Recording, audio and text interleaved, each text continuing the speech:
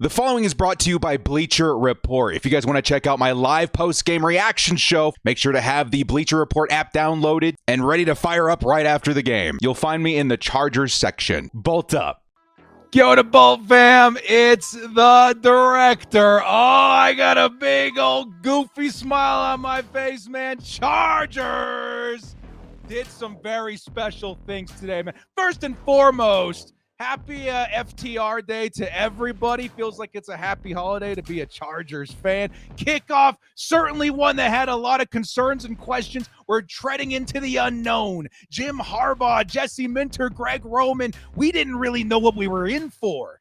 And I have to say, guys, it was a shaky start. Little bit of an uncertainty going into half. But this team figured it out in a game that is riddled with so many different narratives, so many different takeaways. I can firmly say at the top of everything, though, that it's a new era. The Jim Harbaugh era has officially begun, and we're going to cover some of the things in this game that I feel are going to shape the future of this team and create a very firm and serious contender in the Chargers for the next several seasons, man. The Jim Harbaugh season, the Jim Harbaugh era has officially begun. What's going on to everybody in the chat? It's the director from YouTube coming off a really great game with the Chargers Raiders, which again had a lot of things giving Chargers fans fits in terms of what to expect. Are we a run team? Are we still a Justin Herbert pass team? What does the defense look like? This is going to be maybe one of the most different and changed version of the Chargers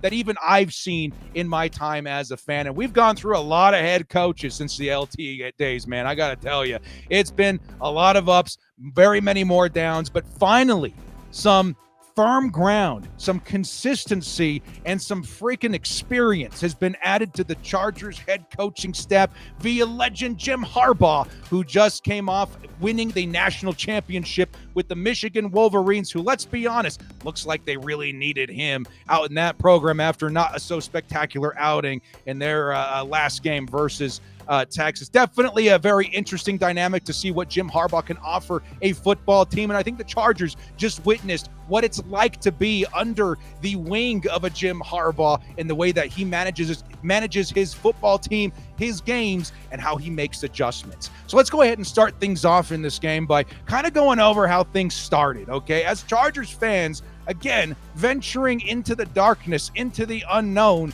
we didn't really have an idea of what this team would look like. Jim Harbaugh and his staff kept everything very close to the vest. We had no idea what to expect, and it was definitely one that brought in a lot of anxiety for me as a Chargers fan. We kind of knew that there was going to be an identity on the ground as a run team. We kind of knew that there was going to be some aggressiveness in terms of physicality and pass rush, certainly from the Jesse Minter defense. But outside of that, we really didn't know how everything was going to roll out. We didn't know how consistent things were going to be. And I also don't think we knew how consistent the team could maintain any high level of play. All of that, I feel like, throughout the course of the game was alleviated in terms of our concern. Again, to start the game off, it was putrid. I think I saw Justin Herbert with somewhere around 70 passing yards, not a lot of conversions. We had the one field goal. The run game was getting shut down. The offense was certainly not looking good. And all of the concerns that I read over the offseason, Greg Roman, not good for a quarterback. Run game needs a lot more help than what we're giving them with the running backs and J.K. Dobbins and Gus Edwards. All of those concerns started to surface. And that was despite what the Chargers were doing on defense. It felt really exciting as a Chargers fan to watch this team roll out there on defense because it felt like every single drive, something was going right. Something was going crazy. The defense was out there making plays for the Chargers, which kept the game exciting, but only to hand it off to the offense, a couple of moments later and watch them squander opportunities. It was very concerning. Now, before we move into how things changed and shifted, I do want to make sure that flowers are given properly to, the different units and teams, or I should say different units and players of this game. Starting off with the defense, man, let's go ahead and share our screen here real quick because this was definitely one worth noting if you're a Chargers fan. Holy cow, baby. Did the Chargers defense come out to play? I know a lot of us were expecting a huge shift in principle, in system and scheme behind Jesse Minter, but for it to be this effective, to be this consistent, and to be this uplifting to the talent of what we have on defense is very notable, right? We've seen seasons with Khalil Mack and Joey Bosa and Derwin James, and yes, they are individually very good players, but for the first time, maybe in their careers, I've seen it all come together, where the cohesiveness of the team produces turnovers, produces big plays, and shockingly enough, produces big stops, right? When I say big stops, I mean big stops. One of the biggest, shockers of this game defensively did start in the first half, where the Chargers defensive line over and over again were proving extremely difficult to convert on in third and short situations for the Raiders. The Raiders felt very confident that they could go out there and pass it down or hand it off to Zamir White or whatever have you in those short yardage situations to convert. And the Chargers over and over and over again were proving to be very effective in those particular downs, man. We saw Poona Ford out there, who logged an interception at the end of the game, become a huge factor in the run defense as well as an interior pass rush. He was a big contributing factor to the Chargers getting off the field on third and short situations at least a few times this game. We saw, I think, one with Tito Agbonia, another really good interior defensive lineman, in which I believe pays to what Jim Harbaugh was saying earlier this offseason. When he took the job, and I think, again, not exactly his words, but he said something to the light of, when he took the job, interior defensive line was something that he was going to be looking into because he felt like it needed a little bit of attention. But after taking a look at it and getting his hands on the team, he said, no, that's not an issue at all, right? If anything, it's another strength of this team. And sure, I think as a Chargers fan, I took that as team speak, or coach speak. Like, yeah, of course he's going to say that. Build the confidence of his players, yada, yada. I got to watch that happen this week.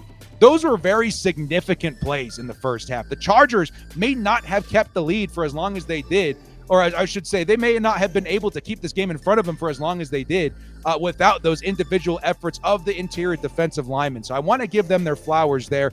Again, guys like Morgan Fox, Tito, certainly Poona Ford, these guys certainly played a very important role to the team, especially in that first half defense. But we got to go ahead and put the spotlight on maybe the most lethal combination of players at the edge position in the NFL, because they went absolutely ham.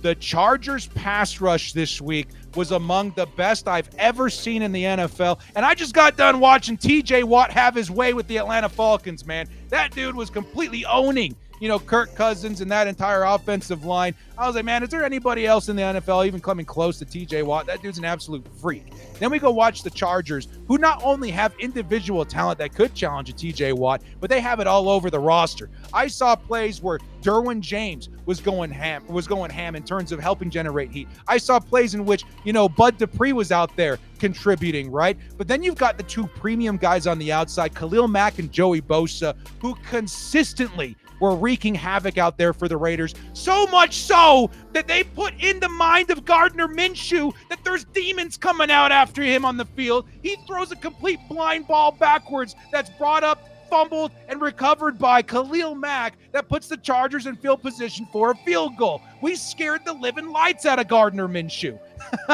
Absolutely crazy to see the mental games being played by this defensive line as well.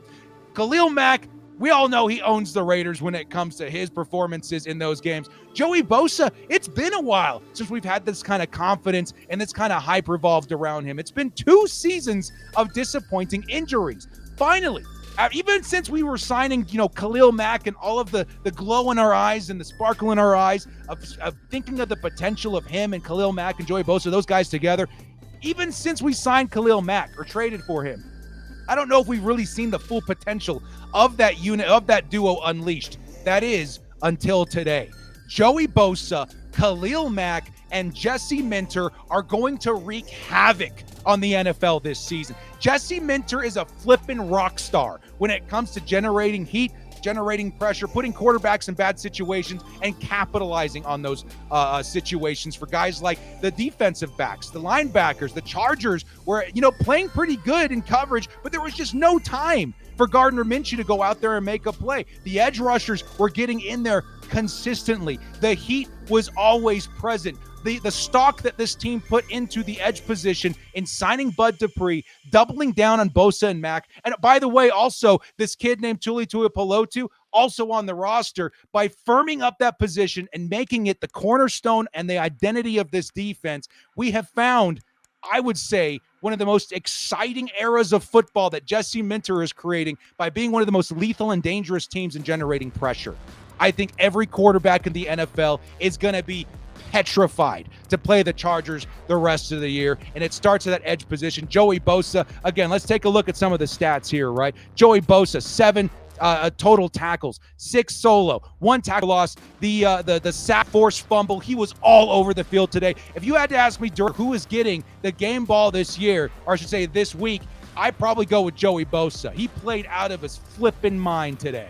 Derwin James was everywhere today, too. Of course, you got Khalil Mack. Where is he? Khalil Mack also had a fantastic day, right? 3 tackles. He got himself the tackle for loss, the 1.5 sacks, the pass defended as well. This team was just all over the place defensively. And if anything, lean on a very powerful, consistent, and talented defense, a successful defense, is going to give Jim Harbaugh the room he needs to operate to grow this team into championship caliber status, man. I'm literally foaming at the mouth thinking about the potential of what this defense could bring, the future of Jim Harbaugh and this team as a whole, man. Jesse Minter is a rock star. I'm so excited that he's on this team. I'm so happy that this doubling down at edge, doubling down on the bet that pressure will be the identity of this squad. I'm so happy that it worked, because it worked, and I watched it unfold today.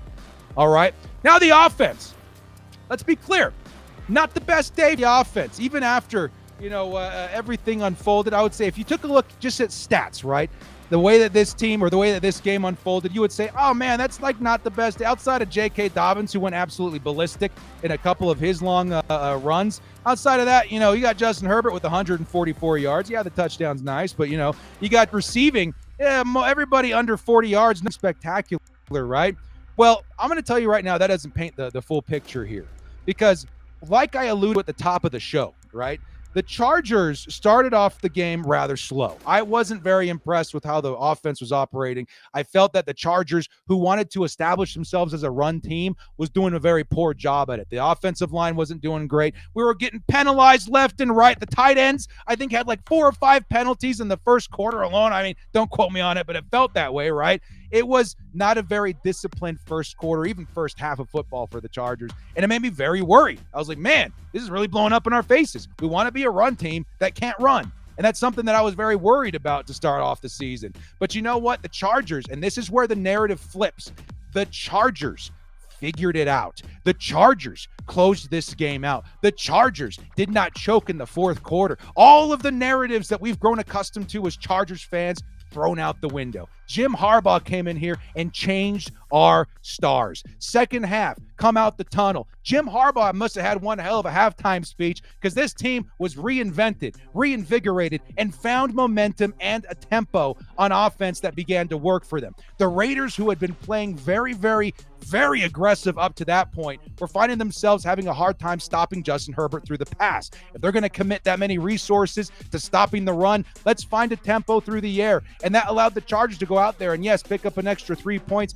but eventually establish a tempo that would ultimately become what won them the game on offense. They started finding little angles, little areas where let's take advantage of them through the air. Now we have a little opening for the run. Let's get J.K. Dobbins the ball, see if he can make a big play. Let's get Scott Matlock out here to create, a little bit more space. They went into the tunnel. They went into the locker room, and they figured it out. That is not something Chargers fans are used to. We are used to them going out. Let's say in years past as a Chargers fan, this is exactly what I witnessed. Hey, yay, Chargers fans are up. Or I should say the Chargers are up 2 or 3 scores. We're going to go out here and dominate in the second half and close this one out. No, what we end up doing is coming out the tunnel and playing very conservative and blowing the game. That's what Chargers are known for, being chokers, blowing the game in the fourth quarter. That did not happen. Another thing that usually happens, we're playing behind. We got to figure something out. The run's not working. The pass is not working. We run out there and do everything exactly the same, hoping for different results. The adjustments just were not there in the past for the Chargers. I've been there. I've been a fan 16, 17, almost 18 years now, and I can tell you, in my entire time as being a fan, I haven't seen adjustments made quite, as obvious as what Jim Harbaugh did in this game in a very long time. Maybe a few times here and there in the Anthony Lynn era, maybe North Turner a little bit, but this is a really good sign for Chargers fans that have just been starved of competent coaching for years now. That is something that plays a very good respect and a very good, shift in culture and mentality for years to come, right? Jim Harbaugh is going to get this team right. The consistency and mediocrity that the Chargers and its fans have been experiencing for well over a decade now is beginning to fade away every day Jim Harbaugh walks into that building. He has my confidence, man. The adjustments, the success coming off those adjustments, and the willingness to continue to evolve in a live game environment, that is impressive as hell to me. Jim Harbaugh is the way, man. Who has it better than us? Nobody. All right? Second half, the Chargers come to life offensively, okay? Let's go right back here to the window. J.K. Dobbins has one heck of a second half. It's starting to look like we have life on the ground. The Raiders, all it takes is a couple of mistakes, and the Chargers were able to capitalize. J.K. Dobbins would end the day 10 rushes for 135 yards and a touchdown. You guys looking for the hot hand in fantasy football? Go pick up J.K. Dobbins if he's on your waivers. I'm telling you right now, we play a couple of really nice games coming up in terms of strength of schedule. Carolina Panthers. We got the Pittsburgh Steelers, although that might be a little bit tougher. The Chargers are just going to continue getting better at running the football, and I have a feeling that J.K. Dobbins is at just the top of what's going to be a very good season for him as one of the Chargers, even one of the NFL's best running backs in the league. Then the Chargers started finding success through the air. Now, to be fair, a couple of these did happen earlier. I would say the guy that stood out to me the most as holy cow, we got ourselves a contributor in the pass game, is probably going to be Quentin Johnston. Quentin Johnston, for the first time since he was drafted, I saw being used appropriately. I was pulling my hair out every single week last year when the Chargers would roll him out as X-receiver, put him in a situation where he's got to come down with a 50-50 pass, and then slapping him on the wrist when he couldn't do it. That's not what he was at TCU. What he was is exactly what the Chargers utilized him as today. He's the underneath guy, the slant guy, the yak guy, and it actually worked for him beautifully this week. Quentin Johnston, he's going to be just fine, and I'm starting to see potential of him becoming a very capable wide receiver too for this team for years to come. We saw plenty of him in the slot. We saw plenty of opportunity where he was put in a position to succeed, and he capitalized on it. Outside of that, and this is actually no shock to me, I was at Chargers training camp. I got to see firsthand these receivers and who was being, maybe picked favorite by Justin Herbert and who was standing out in terms of their hands and separation, route running, all the things that make a good wideout. Ladd McConkey did not disappoint. And today of all days, especially the first quarter, I was getting a little bit worried it wasn't going to translate. Then all of a sudden, a light turned on. The run started to establish. Herbert was looking good. We saw time in the pocket, and McConkey was starting to find a rhythm. 5 receptions on 7 targets, 39 yards, a couple of pretty big receptions too, by the way. And let's not forget the touchdown that came off a really nice stutter, diving into the end zone. First game, first touchdown for the rookie. It's a very bright future for Justin Herbert and Ladd McConkey. That connection is going to be nice and powerful for years to come. If I had to say there is one thing, though, that I still am a bit concerned on for the Chargers offense, it's probably going to be the tight end position. Sure, we got a couple of nice receptions to Hayden Hurst, and sure, Will Dissly started off the game hot with 1 reception for 13 yards. But outside of that, I saw maybe 4 penalties, 30-ish yards come off the tight end position, especially Will Dissly. We also had, where is he? I think it was Eric Tomlinson, the other tight end. He just came off the practice squad. Chargers got to find themselves some discipline in terms of penalties. Way too many penalties. I was shocked in the first half. This is a Jim Harbaugh team, right? You got to clean those up. You're about to be disciplined. You're the discipline squad. You tuck your shirt in, your jersey in at practice. It's a very, detail-oriented, program. And to see that many yellow flags was quite shocking, and a lot of them from the tight end position. Now, again, a big reason I'm a little bit concerned still about the tight ends is that I want to see them more involved in the pass. I certainly want to see a little bit better in terms of discipline from the run blocking. because that could have used a little bit of help. But outside, I think it has room to grow. I think everybody has room to grow. Josh Palmer's going to get a huge slap on the wrist after that fight, but he's got room to grow. This team has a lot of potential offensively to continue to find their pacing. Okay, definitely interesting to see how everything unfolded and how the Chargers figured it out in the second half. They still got things to do when they get back, at practice and in the film room, but for the most part, I liked the end result of it. Very, very much so. Man, there's a big thing that I'm forgetting to talk about. It's driving me crazy. It's eating at the back of my mind. But we're just about out of time here anyway. Well, guys, Chargers go out there. They find a way to pick up the pace. They find a way to win in the end. They find a way not just to win, but also to maintain that win. They didn't Charger it at the end. They didn't choke it at the end. They found themselves 1-0. I think right now at the top of the division, because we did beat a division opponent. I think they have as good a shot as anybody to make the postseason, man. And as long as they can continue growing and continue finding a rhythm for this offense, I think the team defensively needs to stay consistent, keep that identity of a really strong pass rush. But again, so long as we find some consistency there in the growth of the offense, I think sky's the limit, man. I really do. Well, with my voice completely shot after a fantastic day of Chargers football, I'm going to bid you guys adieu and farewell. Thank you guys so much for joining me. This has been the very exhausted but excited director. Great first day, great first win for the Chargers this year.